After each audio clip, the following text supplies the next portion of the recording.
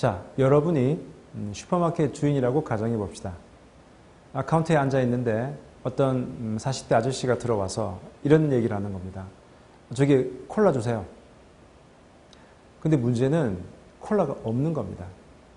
요즘 뭐 웰빙 바람 때문에 콜라가 좀 유해하다 이런 소문이 돌아서 콜라를 안 갖다 놨다는 얘기죠. 없는 콜라를 손님이 달라고 해요. 당연히 이제 팔 수가 없겠죠. 자, 그런데 우리가 협상에서 상대방의 포지션이 아니라 인트레스트에 집중하라는 얘기를 했는데 이것을 이 사례에 한번 도입해 보죠. 상대방의 포지션, 눈에 보이는 요구사항, 콜라 주세요. 그게 바로 요구사항입니다. 그런데 그 사람이 왜 그런 요구를 할 것인가? Why? 왜라는 걸 따져보는 것이 바로 interest, 그 사람의 욕구입니다. 뭐 다른 게 있을까? 그 사람 당연히 콜라 먹고 싶어서 그런 게 아닐까? 라는 생각을 할 수도 있겠죠. 하지만 좀 더 생각해 보면 그 사람이 혹시 목이 말라서 콜라를 찾는 게 아닐까?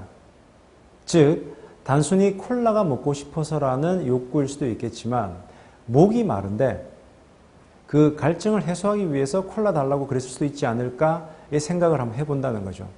만약 여러분이 슈퍼마켓 주인으로서 그 사람의 인트레스트, 욕구가 갈증을 해소하기 위함이었다라는 데 생각이 미친다면 콜라 이외에도 다른 제한할 것들이 많이 있죠. 예를 들어서 뭐 포카리 스웨트라든가 17차, 즉 손님에게 포카리 스웨트나 17차를 권해볼 수가 있는 겁니다. 그러면서 여기에다가 권위의 법칙을 하나 싣는 거죠. 지난달에 방영된 KBS의 생로병사의 비밀을 봤더니 17차에 들어있는 당귀 성분이 그렇게 몸을 좋게 한답니다. 그러면 아마 한 100명 중에 90명의 손님은 주세요 라고 받아갈 겁니다. 그 사람들은 포지션, 즉 요구사항은 콜라 주세요지만 인트레스트, 욕구는 나는 목이 말라요, 갈증을 해소하고 싶어요 라는 것으로 귀결된 겁니다. 근데 만약에 10명의 손님은 콜라 없어요? 그리고 만약에 가버렸다. 이 경우에는 그 사람은 포지션도 콜라 주세요, 인트레스트도 콜라 주세요라는 거죠.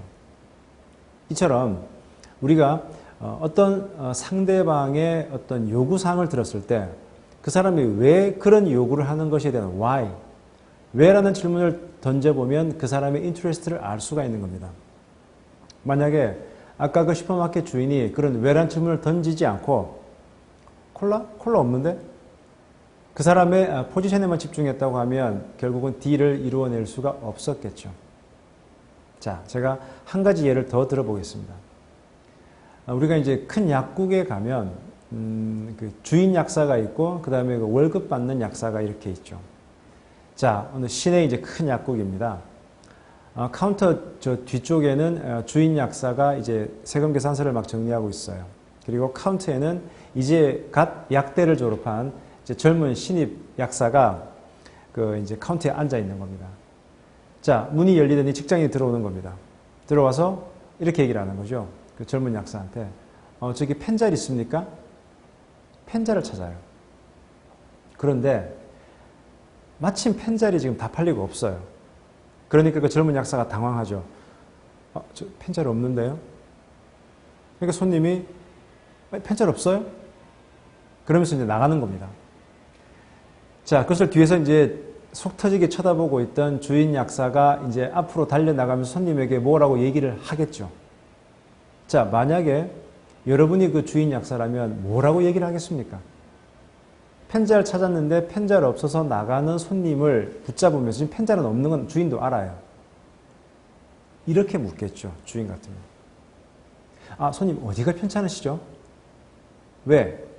주인은 그 손님이 펜잘 주세요라고 하는 그 말 속에서 저 사람이 왜 펜잘을 찾을까라는 데 이제 생각이 미친 거죠. 즉, 그 고객의 인트레스트까지 생각을 해본 거죠. 그랬더니 그 손님이 이제 이렇게 얘기를 하는 거죠.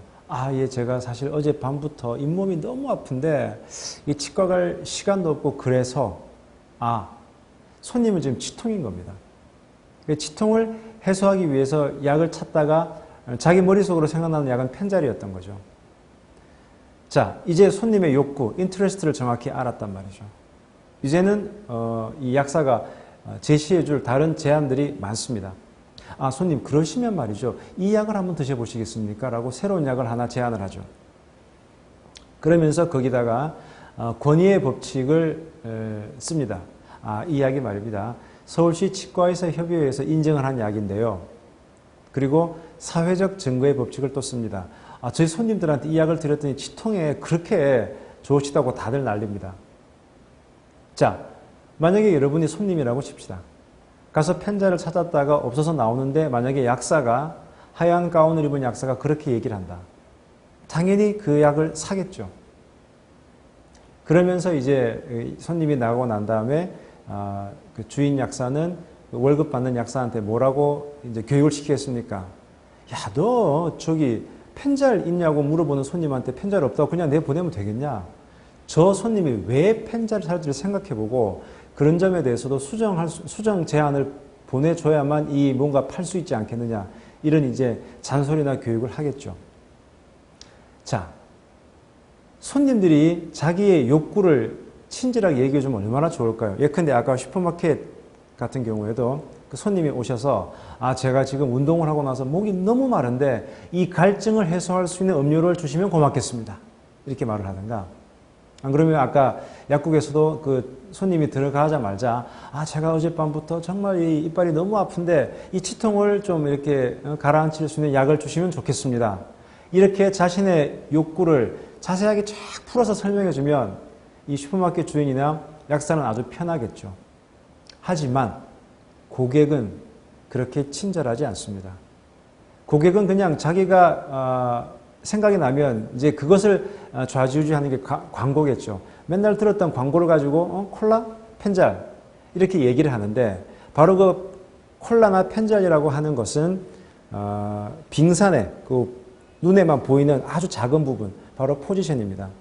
하지만 우리는 그 포지션을 듣고 이 사람 내면에 숨어 있는 욕구가 무언가를 찾아내는 것, 그것이 바로 이제 하버드 협상론에서 말하는 인트레스트, 욕구를 찾으라라는 겁니다. 자, 때문에 우리가 어떤 협상 상황에 돌입했을 때 제일 우리가 중요하게 생각해야 될 것은 저 사람이 왜 저런 얘기를 할까? 왜라는 질문을 한 3번만 던져보면 그 사람의 속생각을 좀 알 수가 있는 거죠. 제가 실제 이런 M&A 협상이라든가 소송 협상을 하면서 가장 안타까운 것은 우리 의뢰인은 자꾸 자기 얘기만 하려고 돌진을 한다는 얘기죠. 하지만 제가 봤을 때는 상대방이 저런 얘기를 할 때는 분명히 뭔가 이유가 있을 거라는데 그 이유가 뭔지에 대해서 오히려 변호사보다는 우리 의뢰인들이 그 내면의 얘기를 더 잘 알 수가 있어요. 그럼 전 자꾸 의뢰인들한테 말씀을 드리죠. 사장님, 상대방은 왜 저런 얘기를 할까요? 왜 저런 얘기를 하죠? 자꾸 묻다 보면 이제 그제서야 의뢰인은 사실 우리 처음에 이거 계약할 때 그런 얘기들이 있었거든요. 또 최근에 또 제가 저 사람한테 저렇게 얘기를 했기 때문에 저 사람이 아마 저런 말을 하는 것 같습니다. 그런 협의를 하다 보면 의뢰인과 저는 상대방이 왜 저런 얘기를 하는구나라는 그 인트레스트를 알게 되는 거죠. 인트레스트를 알게 되면 우리가 거기에 맞춘 여러 가지 전략을 구사할 수가 있습니다. 자, 정리하겠습니다. 우리가 어떤 협상 상황에 닥쳤을 때 상대방의 어떤 명시적인 요구사항, 눈에 드러난 요구사항을 보고 그 사람의 내면에 숨어있는 욕구가 뭔지를 파악하는 것, 상대방의 인트레스트를 파악하는 것, 그것이야말로 성공적인 협상의 첫걸음이 되겠습니다.